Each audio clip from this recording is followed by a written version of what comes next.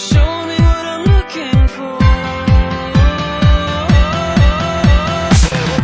The other day another youth leader asked me, how do you get leaders around you? How do you sort of build your team and sort of raise people up to sort of help you do what you're doing?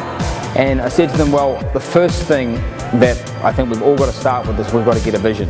If we don't have a vision, if we don't have something that we can see, then people don't really come and get around us, and they're not keen on being a part of anything really. You've got to have a vision as the first thing. Proverbs 29:18 says that where there is no vision, the people perish. And I think this is so true, that if we don't have a vision, if we can't see something, then we're not going to get anyone else to see something. The word vision here in the Hebrew is a word that basically means sight, or to have a revelation, or to see something.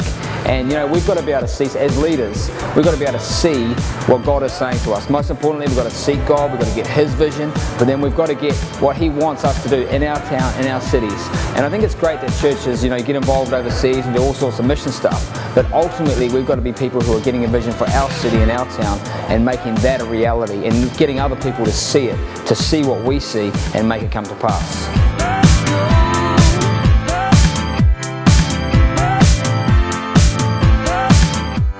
So in answer to that question, that I was asked, how do you get leaders around you? How do you get people on board with what you're doing?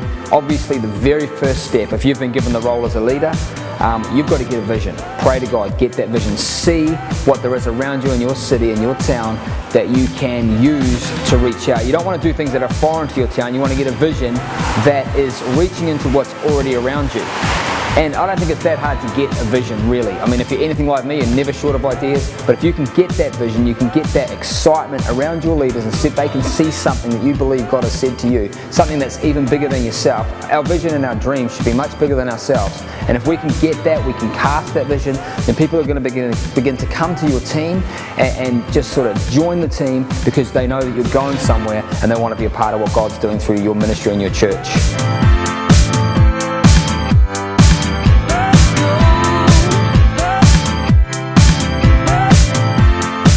So if you're anything like me, you're not going to have a hard time coming up with a vision or a dream. And I don't say that arrogantly, but I know that I've been given a job, and my job is to cast that vision, is to seek God, get a vision for our town, for our ministry, for our youth ministry, and then to sow that out to people. I don't want to live an ordinary life. I want to live an extraordinary one. I want to see awesome things happen in our town, and I want to do the best with what I've got. The thing though is that what happens after you get the vision and people begin to get around you, you've then got to get the right people in your team doing what they were called to do to help play their part in the vision. You see, some leaders will hold on to things, they'll micromanage, but we've got to be people who are secure enough that we can give full responsibility to people in the areas that they were called for. If we micromanage anything, we won't even grow.